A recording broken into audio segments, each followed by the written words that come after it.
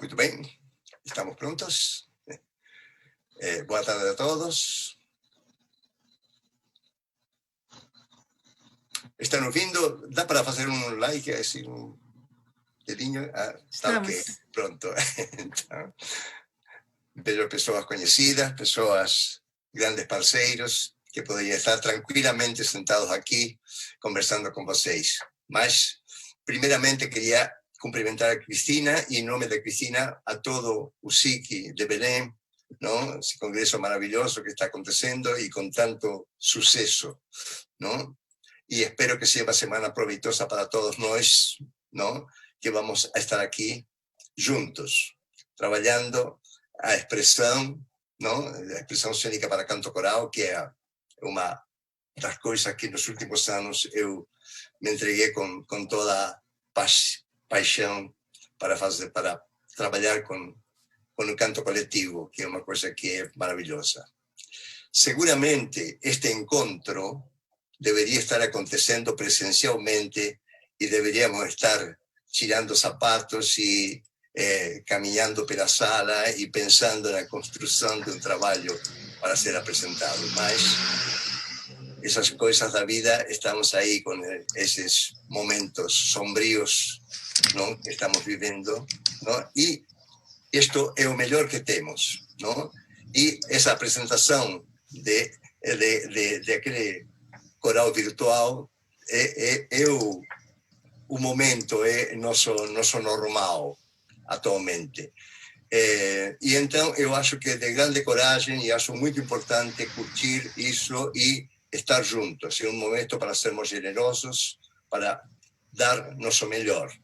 Eu sempre digo que nunca desde que eu tenho um contato profissional, nunca vi tantos profissionais se doando e passando seu conhecimento, passando sua experiência, passando todo o trabalho que eles fazem para outras pessoas com tanta generosidade. É uma coisa maravilhosa, não?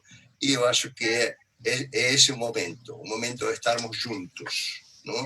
E da forma que for possível.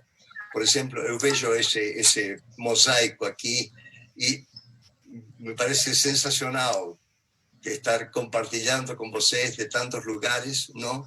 E que, de outra maneira, se não fosse pelo Covid-19, não estaríamos aqui juntos. Então, de alguma maneira, nós estamos usando ele para essa proximidade, para estarmos juntos e para construir juntos.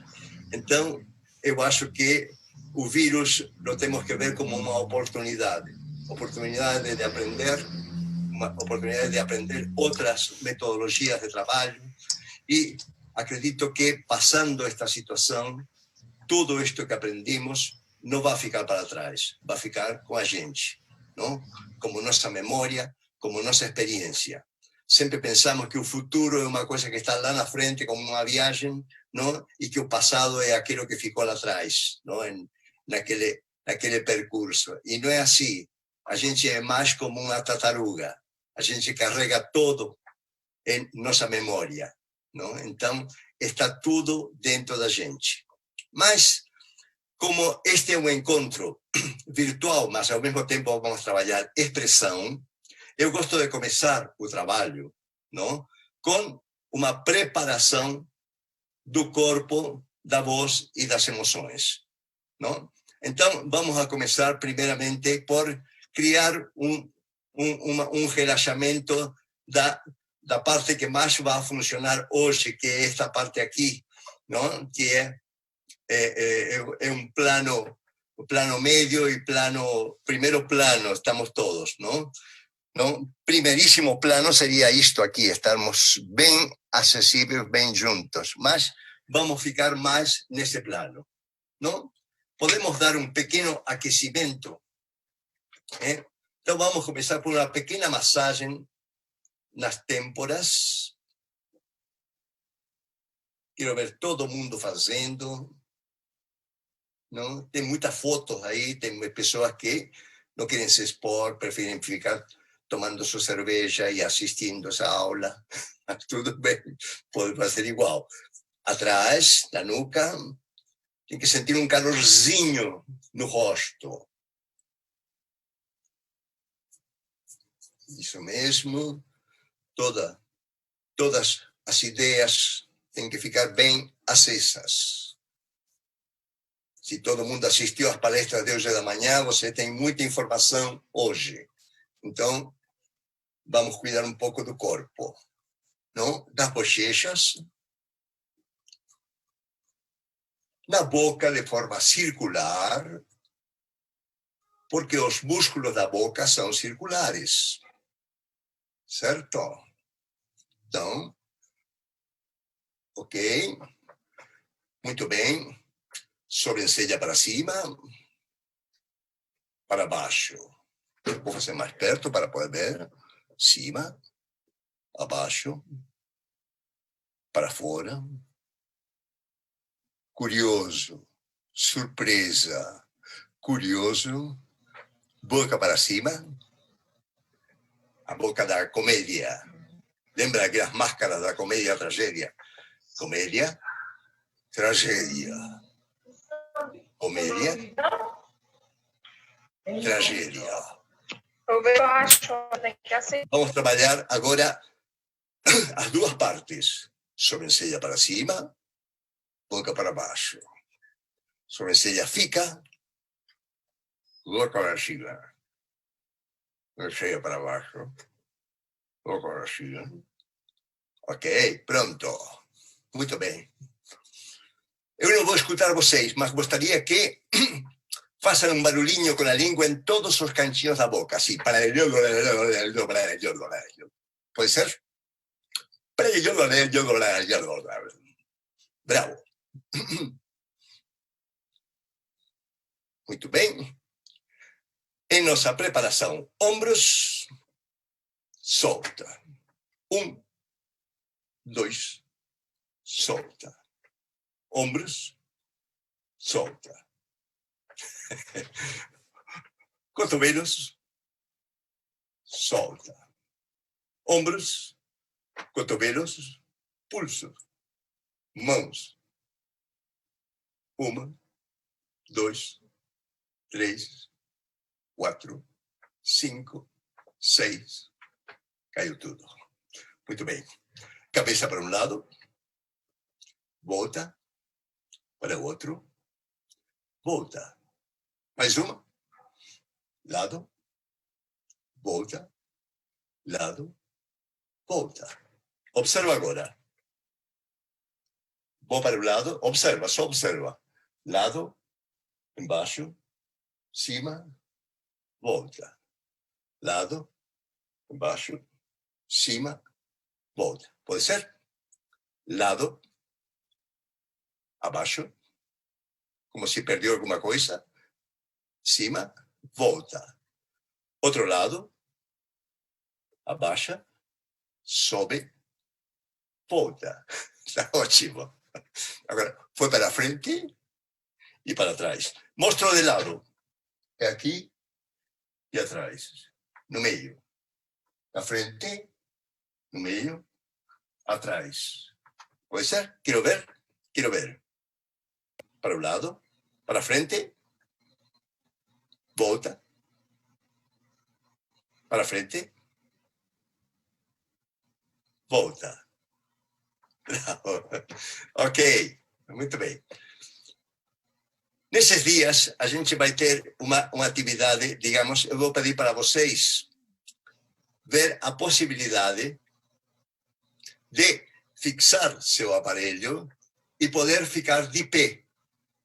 Não hoje, vocês não estão preparados ainda. Não? Vocês ainda estamos começando nossa relação. Então, eu vou pedir, por favor, que no próximo encontro, que será amanhã às 15 horas, não? Vocês possam, em alguns momentos, ficar de pé.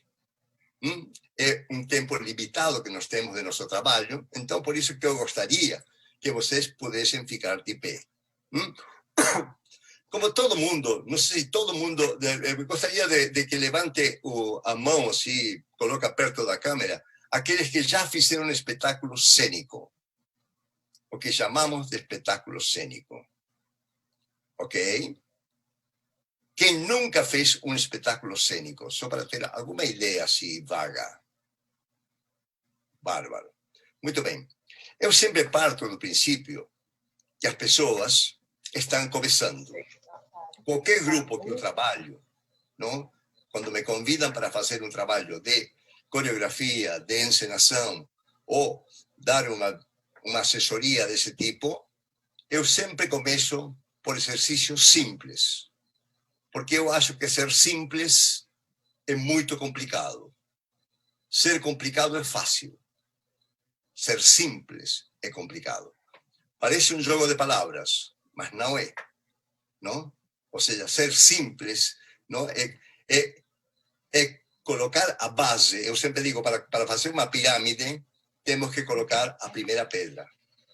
Não podemos começar pela ponta. Então, fazer exercícios muito complexos no primeiro encontro, às vezes pode até assustar os participantes.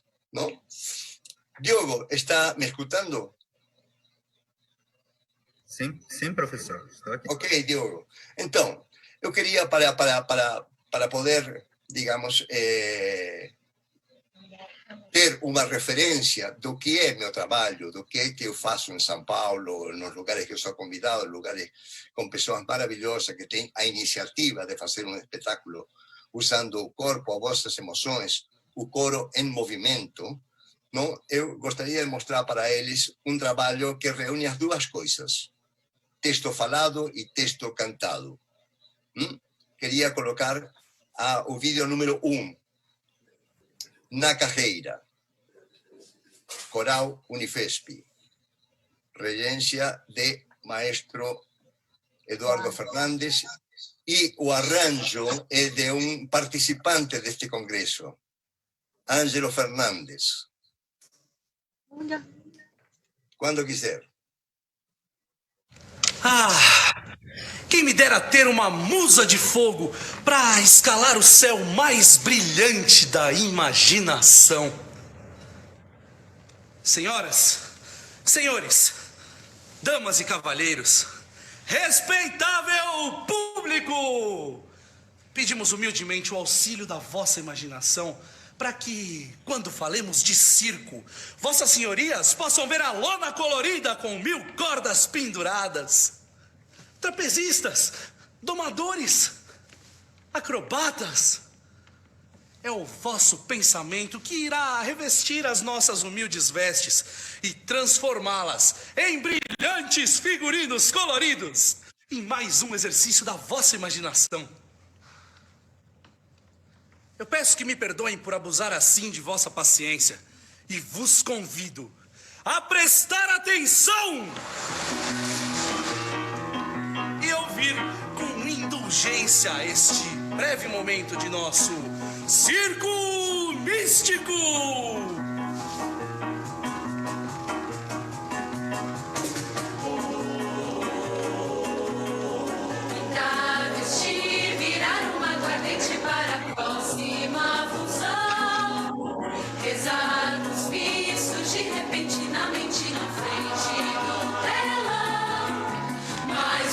Mais uma cidade pra se apaixonar, querer casar, pedir a mão, saltar, sair, partir pé antes do povo despertar, pular, subir como um furtivo amante antes do dia clarear, apagar as pistas de que um dia ali já foi.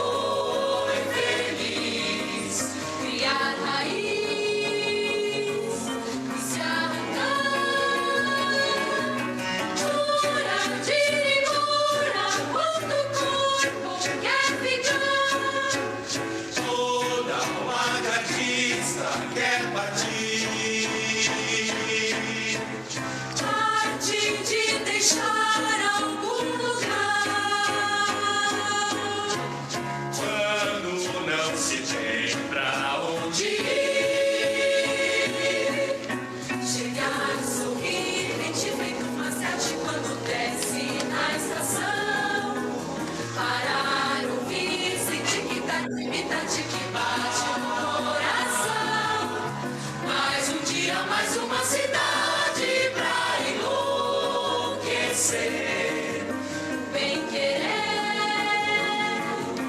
turbilhão, bocas, bocas, bocas, a cidade vai abrir, uma marcadista se entregar.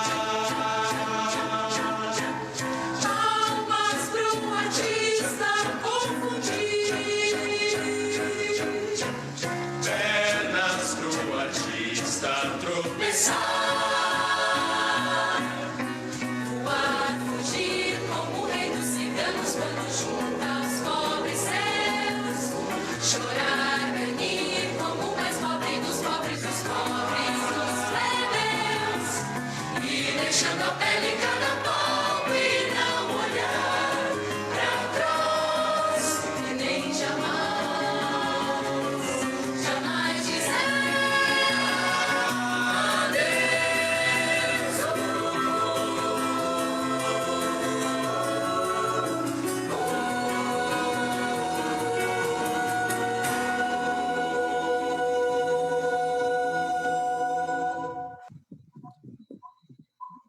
Obrigado, Diego.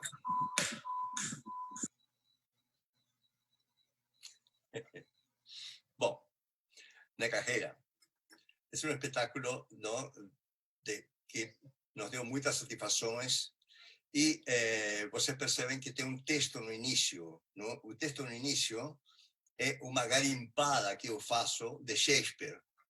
Esse texto é a abertura de Enrique V, não? Uma peça de William Shakespeare, onde ele desejaria ter, digamos, não uma musa, digamos, não para fazer um circo, para contar sua história.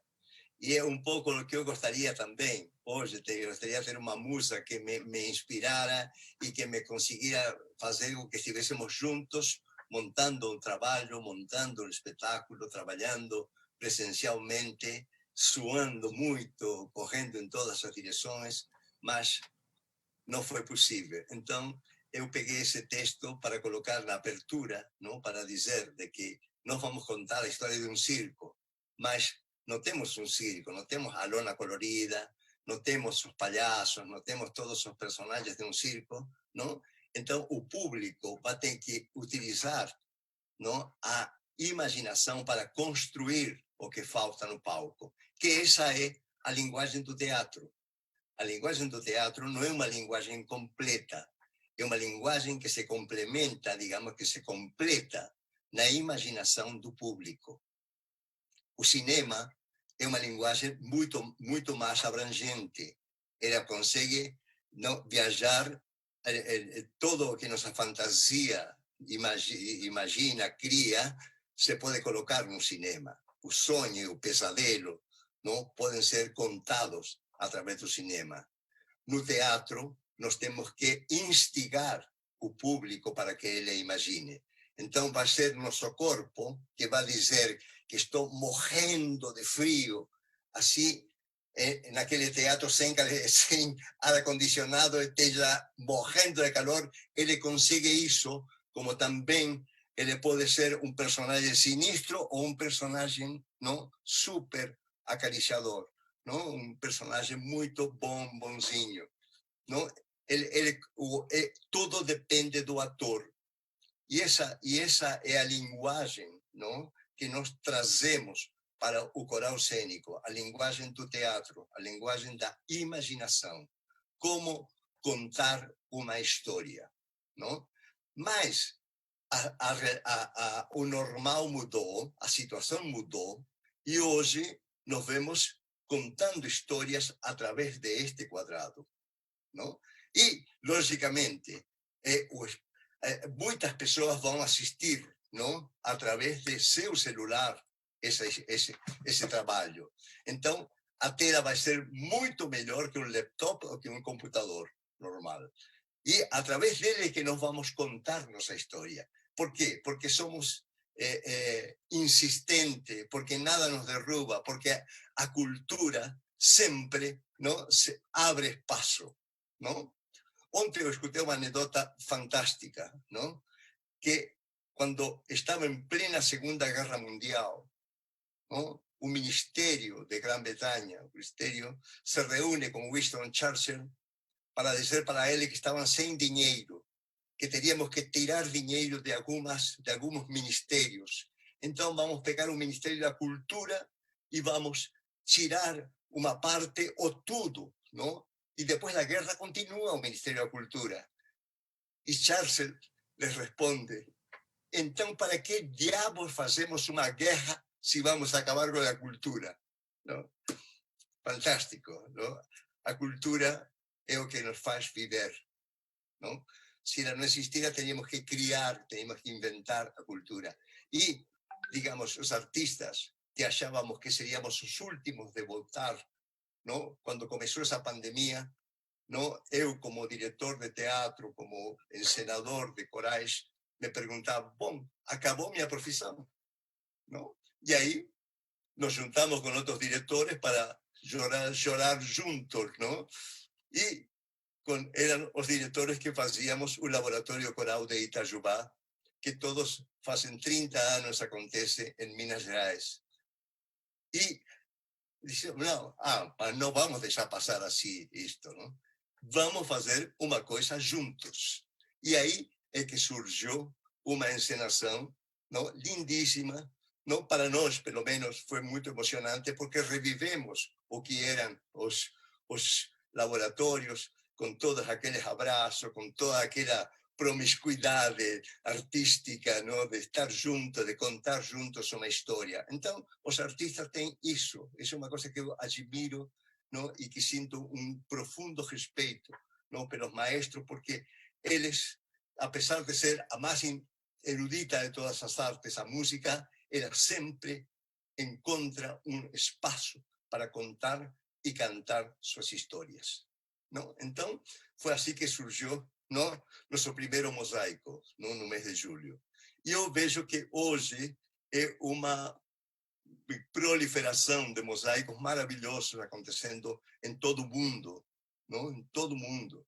E este contato através de estes mosaicos nos permitem justamente aproximar, não? Aproximar as pessoas.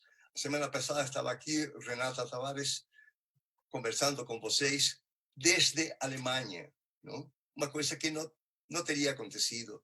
se não fosse esta situação. Então, hoje, de alguma maneira, esta doença nos aproxima, a pandemia aproximou os artistas, não? Então, é o momento de estar juntos. Mas eu estou aqui para contar para vocês, para trabalhar com vocês a expressão cênica para canto coral. Eu vou pedir para Diogo me tornar anfitrião para poder colocar uns slides para vocês, para um pouco organizar o trabalho, embora eu não seja muito organizado em tudo isto, porque a gente não sabe até onde pode chegar, até onde pode avançar nestes encontros, não? Também eu vou sugerir para vocês, se alguém tem alguma inquietação, alguma pergunta muito urgente, podem passar para os coordenadores. Annie está aí acompanhando o chat, não? E ela pode repassar alguma pergunta para eu poder também conversar com vocês, não? Diogo? Ok, professor, já está com o senhor.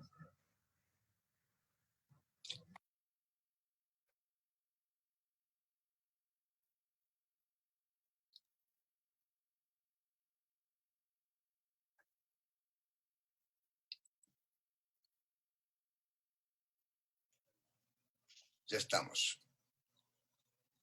Ok. Estamos vendo o canto em cena. Todo mundo está assistindo. Muito bem. Então, o papel do diretor cênico. Não? Eu até deixei um pouco na nebulosa, porque ele realmente deve estar um pouco atrás, não? Somos os personagens que nunca aparecem no palco, não? Mas de repente a gente é como um fantasma, não? Que acompanha todo aquele trabalho, que sofre, que torce, que está lá atrás, não? Qual é o papel do diretor cênico? O papel do diretor cênico justamente é cuidar de todo, digamos, a arte final de um espetáculo. Se vai ter cena, se vai ter dança, se vai ter adereços, se vai ter objetos de cena, se vai ter iluminação, se vai ter figurino, não? Se vai ter maquiagem, não? Então, todos esses elementos são os elementos que o diretor cênico vai aportar para esse espetáculo cênico musical, não? A relação com o maestro, não? Aqui estamos no final de um espetáculo com Eduardo Fernandes, não? Percussionista, Antonieta, que cuida da voz no coral da USP, não? E a relação com Eduardo Fernandes é uma relação de muitos anos, de muitos espetáculos, e o mais lindo que aconteceu com Eduardo é que, além de sermos parceiros de excelentes trabalhos, não? Intensos trabalhos, não vou dizer que foram bons, porque isso depende do público, não? A relação com ele sempre foi uma relação maravilhosa, e hoje somos grandes amigos, não? Até viajamos juntos, não? Sempre nos encontramos fora do trabalho, fora do coral, justamente para curtir, não? E falar de tudo e de nada, não? O início das atividades. Sempre que começamos um trabalho novo, um trabalho de que vamos montar um espetáculo, deveremos ser super cuidadosos de saber o que o coro é capaz de fazer, o que o coro conseguiria fazer e o que o coro teria grande prazer de fazer, né? Um coro, digamos, os coros, seja o coro infantil, coro juvenil, coro misto, coro femenino, coro de vozes masculinas, enfim, coro de terceira idade, coro de, sei lá, do que for, não? Qualquer coro, digamos, isso é um aspecto que o diretor cênico deve cuidar muito, olhar exatamente, ter um olhar generoso de o que é seu coro, não? Ou seja, o início das atividades, não? A gente começa com coisas muito simples, não? Se vai ter dança, não? Então, no aquecimento, já deverá ter os primeiros passos que vamos utilizar, não? Aprender justamente tudo o que tenha a ver com a coordenação motora, com a psicomotricidade, com o trabalho de deslocamento no espaço cênico. Isso é muito importante, cuidar de cada uma das pessoas. Outra coisa que me levou a trabalhar com os corais foi justamente minha atividade com teatro na educação. Durante muitos anos, não, eu trabalhei com a Secretaria de Educação, não, trabalhando expressão cênica para, não, para perdão, trabalhando atividades teatrais como instrumento de educação. Não? Ou seja, eu não queria formar atores, não queria montar espetáculos, queria utilizar todas as técnicas, todas as dinâmicas, exercícios, todas as motivações cênicas para que o grupo ficasse mais expressivo. A palavra, não? A palavra é poder, e muitas vezes nos tiram essa palavra, não? Através da censura, através de muitas formas de... E a pior censura que é a autocensura, não? Quando nos inibem de nos comunicar. Por isso que eu acho que todo mundo tem que ter direito à palavra. E uma maneira de fazer com que o ser humano se comunique melhor é através de atividades teatrais. O teatro nos permite isso, trabalhar, conhecer mais de nosso corpo, de nossa voz e de nossas emoções. Então, o diretor cênico, quando se enfrenta a um grupo e é convidado para trabalhar com esse grupo, deverá ter um olhar muito carinhoso, muito generoso, para conhecer até onde podemos chegar nessas atividades. Sobre o espetáculo. O espetáculo, digamos, o primeiro contato do público com o espetáculo é visual, não? Eu digo que tem duas maneiras de entrar no palco. Você pode entrar, é o coro barata e o coro rinoceronte. O coro barata é aquele coro que está inseguro, que não fez vistoria do palco, que entra todo temeroso, não? Que olha para todas partes, se coloca lá no palco, aí o maestro estaciona o coro. Diz um passinho para trás, um passinho para frente, e começa a colocar o coro no palco, não? Nesse momento, o que pode acontecer? O público perde a paciência e começa a abrir uma bala, começa a comer pipoca, começa a conversar com o vizinho, comentar o último seriado que ele viu no Netflix. Enfim, o público sai do contato com o coro. E tem o coro rinoceronte, que é aquele coro que se preparou, não? Preparou a entrada. Entra una parte del coro por un lado, otra parte por otro, se colocan en un palco, se plantan. Y si es un coro que canta con partituras, ¿no? Cuando abre las partituras, ¡sa! ¿No? O cuando da o primeiro passo, faz o ataque cênico musical, o público sabe que nesse momento vai acontecer uma coisa muito diferente. Esse é o coro que gosto de trabalhar. Gosto de trabalhar, digamos, esses são os primeiros cuidados que nós temos que ter, não? Como entrar no palco. A entrada no palco do coral é cênica, não? Isso tem que ser ensaiado. Poucos coros dão muita importância a isso, e é super importante, justamente porque é o primeiro contato com o público. Então, a entrada pode ser uma parte do espetáculo. Eu digo que não tem corais que não são cênicos. Todos os corais são cênicos porque todos os coros estão em cena, não? O cumprimento depois de cada música. Muitas vezes vemos coros que termina a música e o coro fica totalmente indiferente, conversa com o colega para ver qual é a próxima música, etc. E, no entanto, o maestro vira para o público e faz um cumprimento todo emocionado, porque é um aplauso forte do público, não? Então, o público está olhando os cantores e diz: poxa, estou aplaudindo, eles nem olham para mim, não?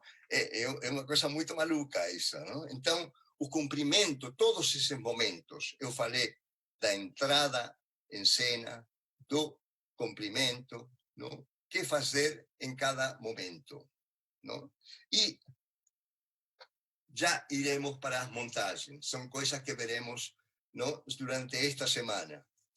improvisações, exercícios de aquecimento, prontidão de acordo com o repertório escolhido, são coisas que, de alguma maneira, a gente vai estar trabalhando durante essa semana.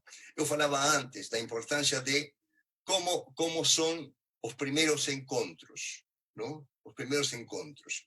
Com o maestro Eduardo Fernandes, não? E é uma coisa que gosto muito de passar para outros maestros. Durante o vocalize, a gente começa a fazer aquecimentos, começa a juntar os dois elementos. Não só estou alongando, sino também estou aquecendo a voz.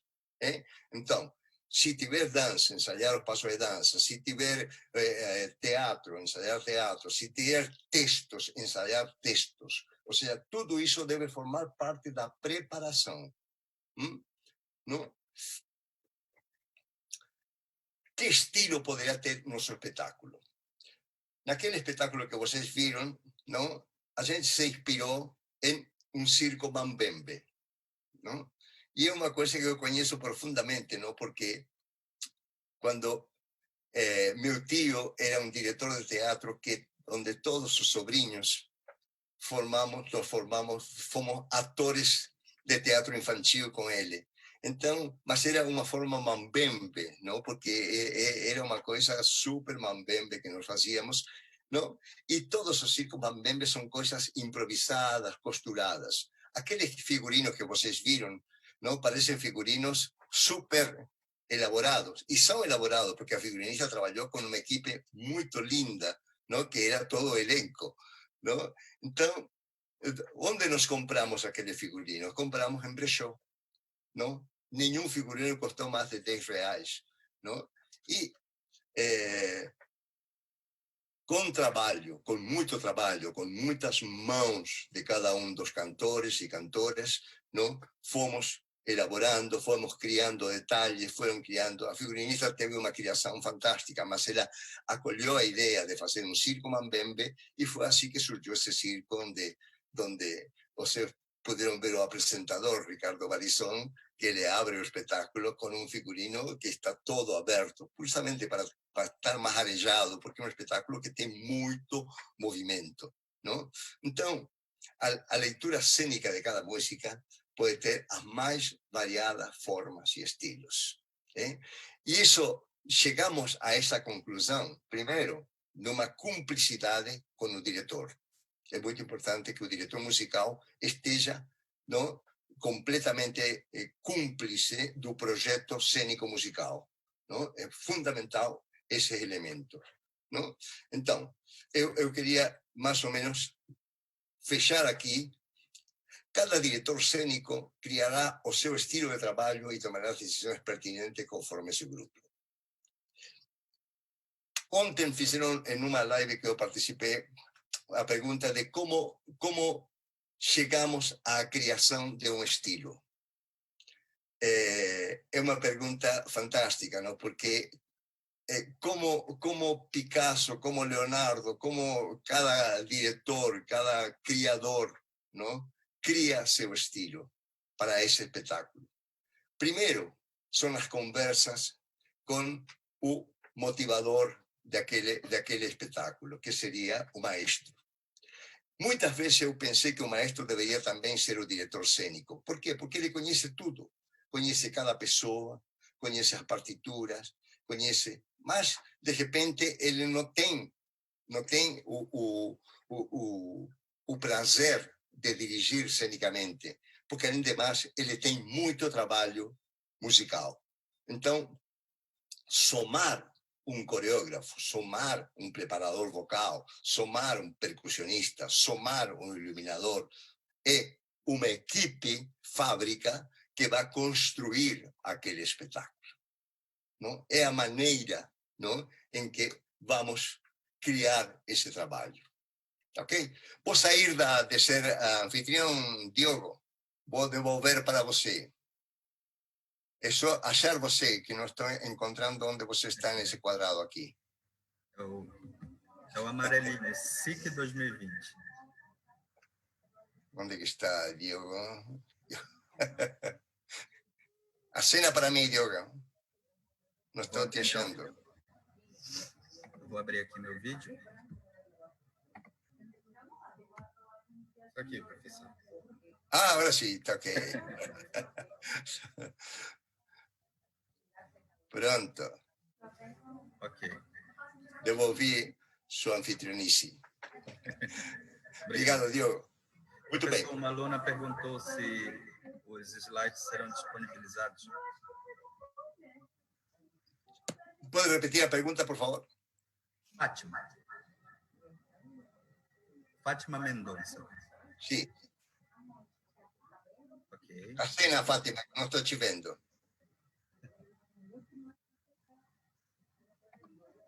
Bom, perdão. Sim, Fátima, como é a pergunta? Abre o som, tem som seu... Oi, Reinaldo, é porque eu estou na rua. Estou aqui ligada. A pergunta seria se esses slides que você está passando aqui para a gente, se serão disponibilizados. Posso disponibilizar, posso mandar para a produção e vocês solicitam para eles, sem problema. Tá, muito obrigada. Não tem segredo. Bom, eu acho que estamos abertos para perguntas, não? Eu não queria avançar muito mais nesse papo teórico para fazer nossas perguntas. Combinado que amanhã todo mundo vai poder se mexer um pouco mais, porque amanhã vou ficar um pouco mais distantes, vou tentar fazer um plano americano, não? Esse eu estou deixando o último tema que vou deixar para o último dia, vai ser como trabalhar para, digamos, como trabalha o diretor cênico para este mosaico. Quais são os cuidados que ele deve ter e quais são os cuidados que o cantor deve ter para trabalhar com esse mosaico, não? É um elemento muito bom, não? Que temos aqui um mosaico. Como fazemos para usar esse mosaico de maneira criativa? Então, é um espaço pequeno, mas me lembrou muito Marcel Marceau, o grande criador da mímica, não? Ele utilizava muito os espaços e ele se utilizava a partir disso que ele criava. Então, eu sinto que são menores. Então, temos que nós usar nossa criatividade para trabalhar. O Coral Unifesp, nosso palco é mínimo. E já colocamos 60 cantores e o público não percebe que é tão pequeno. Por quê? Porque da OSESP, não? Da Orquestra Sinfônica do Estado de São Paulo, e o repertório deles não é fácil, não é um repertório eruditíssimo. Com a maestrina Mara Campo fizemos ópera, uma ópera de Bertolt Brecht também, que era muito, muito complexa, não? E algumas músicas tiveram que ser feitas com partitura na mão. Uhum.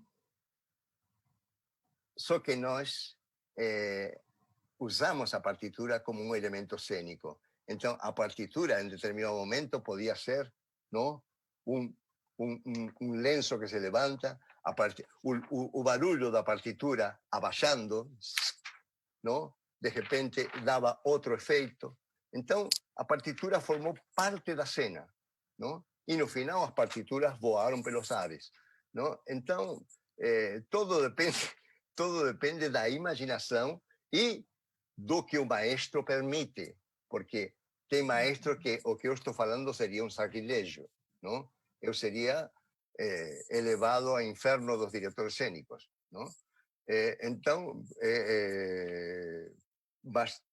Mara Campos é uma maestrina muito ousada, eu tenho uma enorme admiração por ela e tenho a honra de que ela abriu, não, digamos, na abertura de meu livro, ela escreveu uma matéria falando. Eu pedi para ela, faz algum comentário sobre o livro.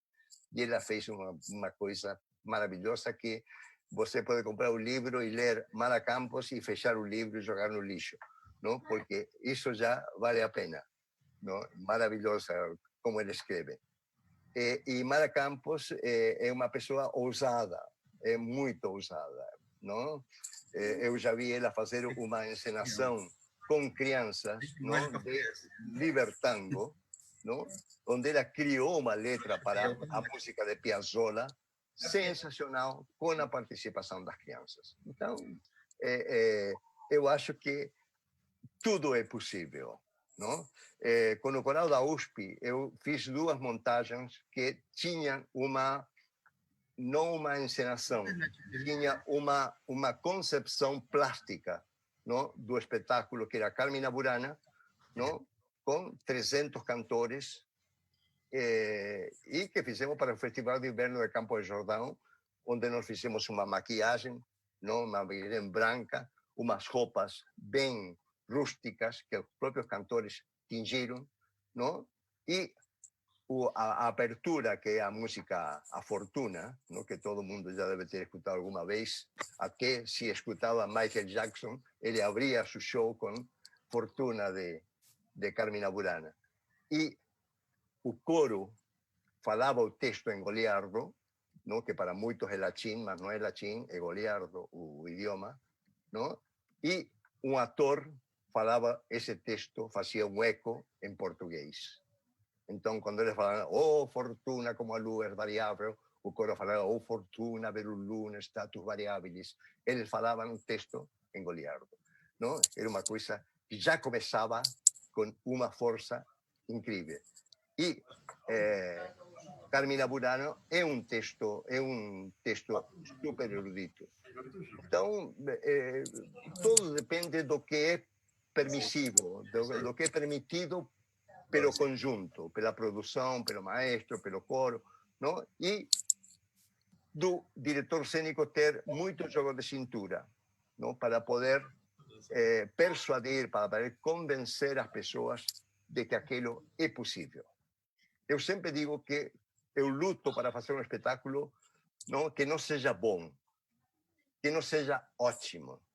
Eu sempre trabalho para que façamos um espetáculo inesquecível. Essa é a meta, não? Então, não é um espetáculo bom, não é um espetáculo muito bom, é um espetáculo inesquecível. E para fazer um espetáculo inesquecível, você tem que ter muito, muito trabalho, sem dúvida. Eu ainda tenho Tinha 2 pergunta, perguntas, posso? Sim, perdão? Posso fazer mais uma? Ainda não tem nenhuma pergunta. Alguém tem uma pergunta?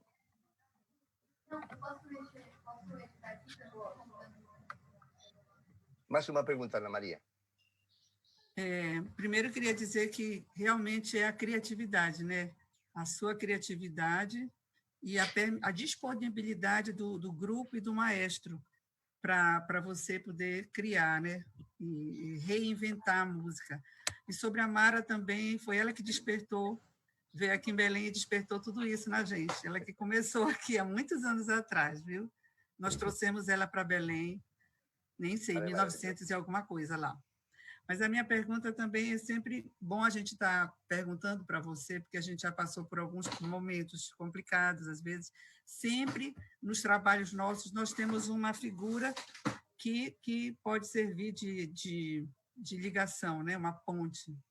Mas pode acontecer, né, de ter um espetáculo que não tenha texto nenhum falado, nem de literatura, nem de poesia, nem de fala, que as próprias músicas, os próprios textos das músicas sirvam de linear para o espetáculo todo. Isso já aconteceu com você? De ser só interpretado pelo texto musical, sem ter nenhuma interferência falada, eu digo, teatralizada? Não tem porque não, porque a proposta era não ter, ou não teve porque ele era uma exigência musical que não tivesse nenhum texto falado. Bom, sim, tem muitos espetáculos que eu já fiz que não tem textos, não? Tem coro infantil, por exemplo, que é muito difícil em coro infantil colocar textos porque a criança tem uma dificuldade, não tem um treino ainda de interpretação de texto. Então, obrigar a eles a aprender, obrigar a interpretar, é um pouco perigoso, não? Eu acho um pouco ousado.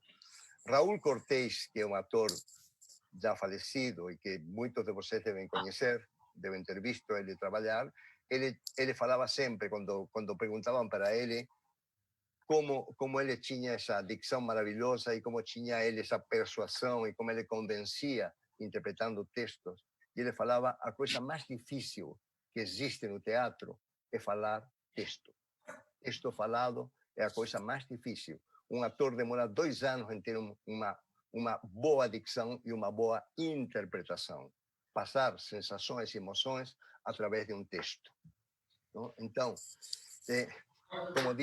como diz Fernando Pessoa, é fácil trocar as palavras. Difícil é interpretar o sentido da palavra.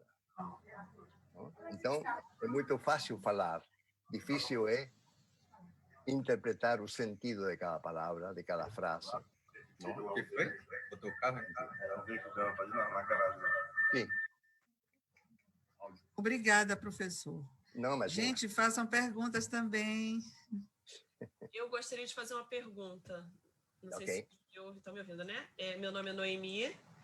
Eu gostaria de saber qual é o momento mais ideal para começar a trabalhar o movimento cênico. É depois que a criança ou adolescente já está com a música já decorada, já a frase melódica bem trabalhada, e aí depois que começa a trabalhar isso, ou já começa a fazer antes, já começa a trabalhar essa parte do corpo? Depende de cada coro, não depende da história de cada coro, depende se o maestro vai fazer a encenação, ou o maestro vai ter um convidado, ou se o diretor cênico já forma parte daquela equipe. Vamos imaginar que ele já forma parte daquela equipe. Normalmente, como eu tenho uma parceria muito antiga com Eduardo Fernandes, não? Quando começo a trabalhar com ele uma encenação com o coro, não? Normalmente ele monta uma música, ela ficou mais ou menos firme musicalmente, não? Está decorado, lógico, sempre é a condição sine qua non, não? O coro decora as músicas. Mas aprender a decorar a música não quer dizer que você aprendeu todas as nuances musicais, não? Mas ele terminou de montar aquela música, eu entro com a parte cênica. De todas maneiras, eu contei para vocês que com ele fazemos até o aquecimento vocal é feito de forma cênica, não? Às vezes até caminhamos o palco, caminhamos nos passos que eu vou utilizar, tudo aquilo já é utilizado. E as duas coisas vão crescendo juntas. Não? Como ele ensaia 2 vezes por semana, ele tem um ensaio musical e no outro fazemos musical e cênico. E dessa maneira o espetáculo vai crescendo. E as duas coisas vão crescendo juntas. Porque quando o coro aprende, digamos, a dar um passo em determinada nota, não? É muito mais fácil decorar as duas coisas, a parte musical e a parte cênica. Então, obrigada. O melhor momento é quando começam os ensaios, já começar com tudo. Não? Porque, paralelamente a isso, você vai ter uns momentos curtos, capaz o diretor cênico vai ter poucos minutos. Mas poucos minutos rendem muito no final desse trabalho. É o corpo ajudando no fazer musical, né? O corpo ajudando... É que o corpo e a voz estão juntos. Eu posso falar não, assim, todo fechado. Mas se eu falo não, tem outra força. Então, o corpo participa da comunicação. Não por nada, em educação chamamos essa expressão, digamos, essa matéria, comunicação e expressão. Não? Só que muitos professores têm uma péssima coordenação motora. Então, deveríamos colocar todos a treinar coordenação motora, porque a coordenação fina, que são as mãos, os dedos, se juntam à coordenação grande, que são os membros. Então, isso é a coordenação que nos ajuda na expressão. Então, o teatro e o canto e o coro é educação. Não? Tudo que nós fazemos é educação. Educação dos sentidos, educação estética, educação do corpo, educação da voz, educação das emoções. Perfeito. Temos uma pergunta da Leidiane. Qual a importância do público para as artes cênicas? É fundamental. Sem público não tem espetáculo. Não, a importância do público. Repete a pergunta, perdi um detalhe. Certo, está escrito aqui. Qual a importância do público para as artes cênicas? Tem uma palavra aí que o eco não me deixa entender. Qual a importância do público para as artes cênicas? Olha, o público é um público que precisa ser educado, não? O público precisa ser educado através de bons espetáculos. Então, o melhor que podemos oferecer para ele, não, é espetáculos generosos que cheguem, não, à emoção desse público, não? A gente sabe quando o público gosta ou quando o público não gosta de um espetáculo, não? Às vezes, a gente, quando encontra, nós temos, por exemplo, um espetáculo muito intenso, muito forte, assim, de emoções, não? E o público fica em um silêncio mortal. Cada apresentação é uma reação diferente, é uma coisa maravilhosa isso, não? E às vezes ele fica em total silêncio, não? A gente comenta nos bastidores, eles estão pintados. É uma expressão, assim, uma gíria dentro do mundo do espetáculo, não? Porque estão, não? Que parece que falhou a internet quando fica assim. ¿No? Y es realmente porque él compró a idea del espectáculo. Él está, digamos, totalmente ligado, ¿no? Con el raciocinio y con la emoción a aquel espectáculo. Cuando você fecha a parte musical, é uma explosão, não? Então, o público, não? Digamos, o público é o motivo do nosso trabalho. Agora, a gente vai, para confrontar nosso trabalho para o público, não vai a exibir nosso trabalho para o público. É muito importante isso. Nós trabalhamos durante um mês, 3 meses, não sei quanto tempo leva a montar um espetáculo. Às vezes toda uma temporada, todo um ano, para montar aquele repertório e aquela encenação. Então, quando chega o momento de confrontar com o público o que nós fizemos, a gente nunca sabe se é um espetáculo bom, um espetáculo muito bom ou um espetáculo inesquecível. Isso só vamos saber quando encerramos a temporada, não? E quando o público volta, na próxima apresentação volta, e lota, e lota, e lota, poxa, o espetáculo caiu no gosto do público, não? Então, Vincent Van Gogh, não? Pintor, o maior pintor, o maior mártir da arte, não? Um pintor super fracassado. Vendeu um quadro em toda a sua vida e hoje seus quadros valem milhões de dólares, não? E ele falava isso, nunca sabemos, quando estamos a última pincelada, se aquilo é uma obra de arte ou é lixo. Ele morreu pensando que tudo o que ele havia feito era lixo, não? Mas, na verdade, era um grande renovador e só foi valorizado muitos anos depois de sua morte, não? E isso pode acontecer com muitos de nós, que pensamos que nosso trabalho não vale nada e vai ser valorizado muito depois. Então, digamos, o artista não deve trabalhar para fazer um espetáculo de sucesso, deve trabalhar para fazer um espetáculo que lhe dê muita satisfação, não? Que ele sinta um grande prazer de ensaiar. Eu sempre digo que o ensaio é uma viagem de navegante solitário. Quem não gosta de ser um navegante solitário não pode fazer arte que requer ensaios, porque não tem público, não tem aplauso, não tem badalação, tem esforço. Então, é uma viagem mesmo de navegante solitário. Aquele que gosta de viajar em transatlânticos, de luxo, com piscina, com festa, com tudo, esse não pode fazer arte, não pode fazer teatro, circo, dança ou canto coral, não?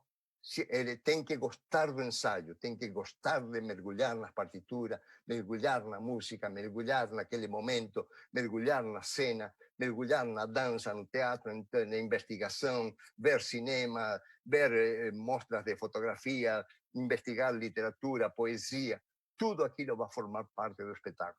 Então, se você gosta de tudo isso, faça canto coral.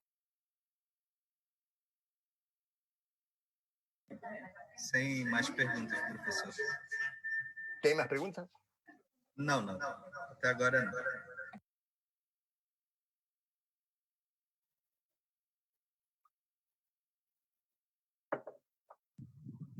Eu teria uma pergunta, professor. Sim, por favor. Está me ouvindo? Lucília Maria Pereira. Isso. Eu trabalho com coro infantil. Sim. Eu trabalho com coro infantil. Sim. E nós já fizemos alguns espetáculos musicais onde nós inserimos a coreografia como parte dos nossos recitais. E como na escola em que eu trabalho tem a professora de dança, ela também integra, né, a nossa equipe, né? A gente tem toda uma equipe, que são os músicos convidados, né, que a gente chama para fazer parte dos espetáculos, e tem a professora de dança que está junto com a gente na parte mais meio que final da preparação para o recital. Vamos supor assim que a gente se prepara o ano inteiro, né? E assim 2 meses antes da data prevista para o recital, a professora de dança ela entra para ensinar algumas coreografias, coisas mais simples como palmas, gestos com os braços ou até mesmo com as pernas. Eu já trabalho antecipadamente, né? As coisas que estão mais ao meu alcance. E eu observo que quando a professora entra com as coreografias, ou as crianças param de cantar ou elas param de dançar. Então, porque assim, é uma escola de ensino regular e nessa escola a gente tem cerca de 1 a 2 ensaios. Um é fixo e o outro ele é como fosse extra. Então, a professora ela entra e assim, eu noto que as crianças se cansam. E eu tenho muito interesse em descobrir mais sobre a cênica para o meu coro infantil, porque já tem 3 anos, 4 anos que a gente já tenta inserir essa questão da coreografia, que acaba se tornando, a gente chama de coreografia porque é algo muito simples, mas está dentro da cênica, eu acredito, né? Dentro daquilo que a cênica propõe, do que de fato o trabalho, né, com a cênica para corais. Então, assim, a minha inquietação, não sei se você pode me ajudar a compreender, essa questão da entrada da professora, se ela tem... Assim, eu achei muito importante que você colocou que sempre que vai ter a cênica, você já começa desde o aquecimento a preparar, né, o conjunto, o vocal. Então, se seria menos dispendioso e mais proveitoso, a professora de dança já está junto com a gente desde o início desse preparo, qual seriam as sugestões que o senhor poderia nos dar nesse sentido?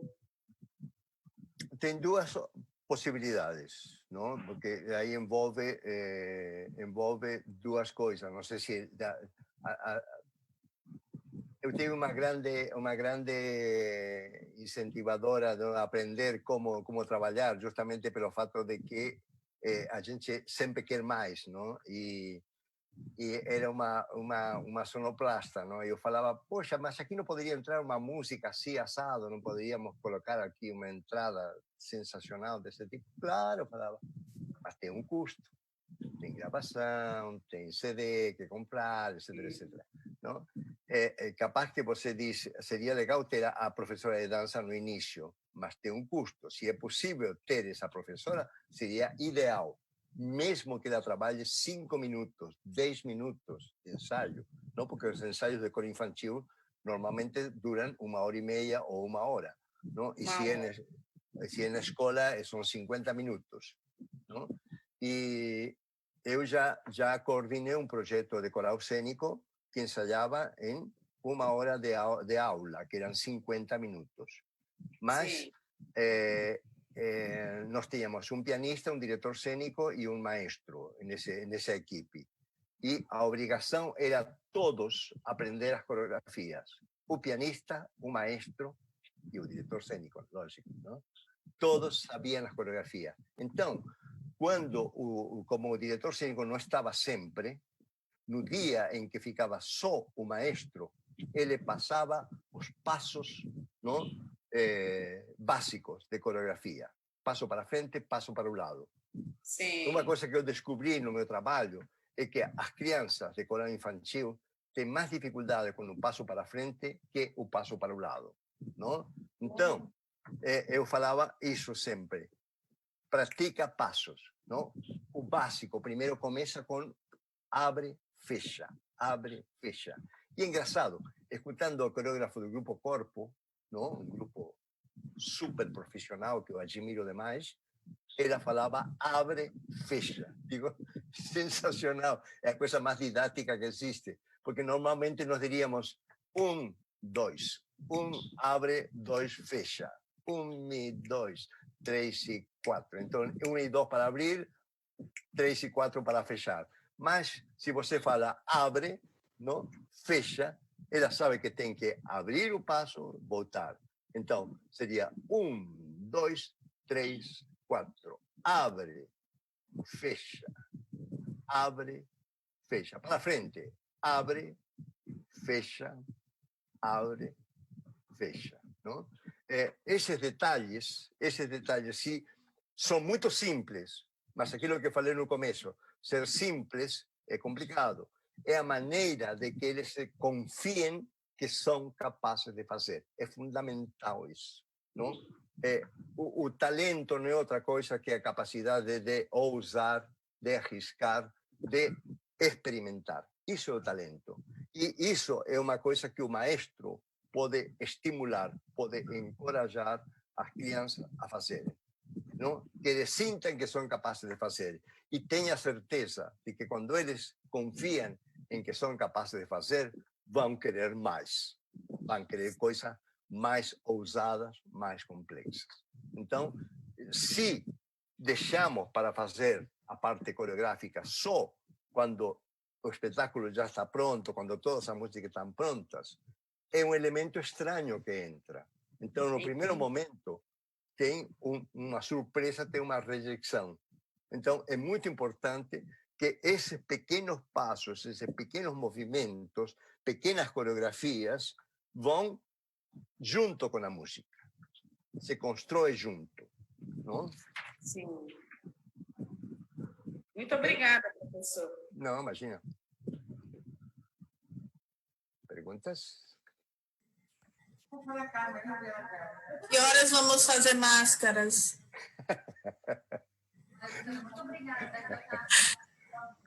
Estou com saudade. Estou com saudade das máscaras. Prometo a você que vamos fazer muitas máscaras, Sabrina. Não? Ela tocou num ponto que para mim é muito legal, muito engraçado, não? Que é uma coisa que eu gosto muito das máscaras, não?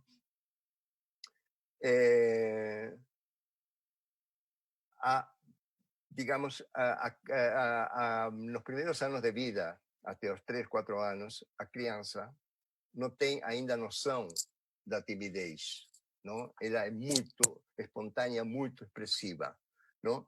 Na medida que ela começa a construir sua personalidade, ela começa a construir uma persona, que é aquela máscara, não? Que nos vai acompanhar durante o resto de nossa vida. Então, fazer máscaras feias, não? Todo mundo tem um pouco de medo a ser ridículo. O medo ao ridículo é uma das coisas mais fortes que existe em nossa sociedade, não? Então, por isso, talvez capaz este exercício das máscaras seja tão importante, não? Porque é justamente ser outro. Mas todos gostamos de brincar. Desde que a criança nasce, ela gosta de brincar. Gosta de ser outro. Ela se projeta numa nuvem, se projeta num bicho, se projeta num animal. Sempre nos projetamos em outro. Queremos ser outro, não? Isso é o que nos leva a fazer situações e personagens. E situações e personagens é a essência do teatro, ser outro. Não? Eu consigo ser não, um vilão, eu consigo ser um anjo. Não? E assumo aquele personagem e tenho prazer em interpretar não, esse personagem. Se consigo que o público acredite em meu personagem, eu estou fazendo teatro. Não? Quando eu consigo que os demais sonhem comigo, sonhem com esse personagem. Hein? Essa é a essência do teatro.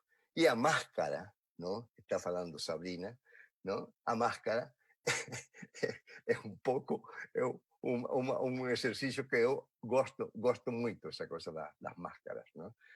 Mas vamos trabalhar máscara, porque a gente fez um pequeno aquecimento hoje de nossos músculos faciais que formam parte, digamos, desse trabalho. Mas não vou colocar agora porque estamos muito em cima da hora, não? E estamos, de alguma maneira, encerrando.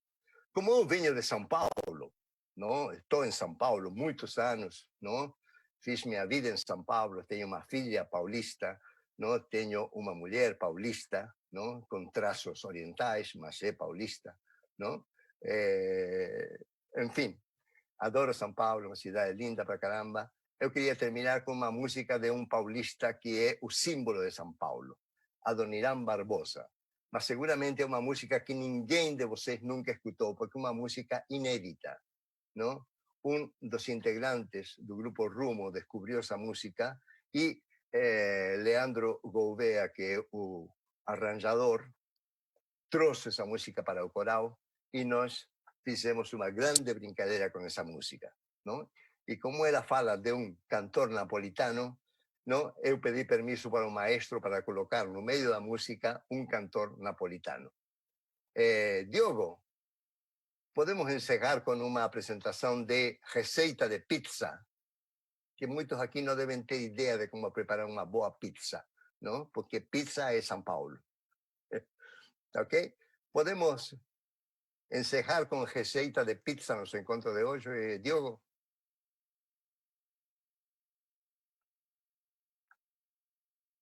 Receita de pizza para o encontro de corais de Belém. Estamos sem som? Estamos sem som? Diogo, estamos sem som.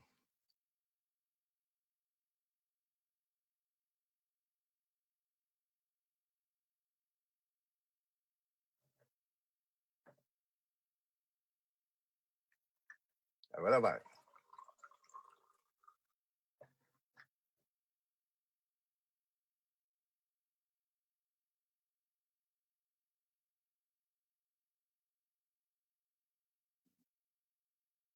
Nada. Estamos sem som, Diogo.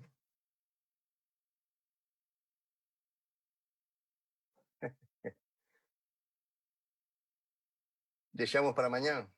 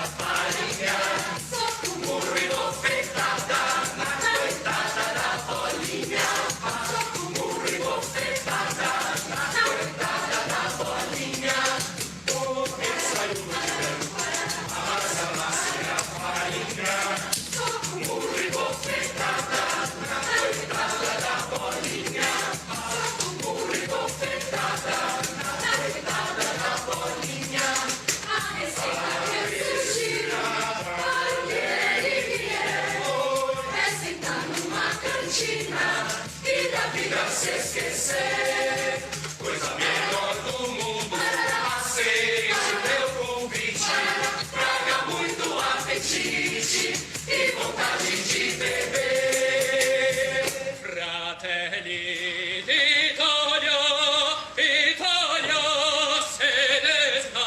Madonna mia! A pizza! Funicoli, funicola!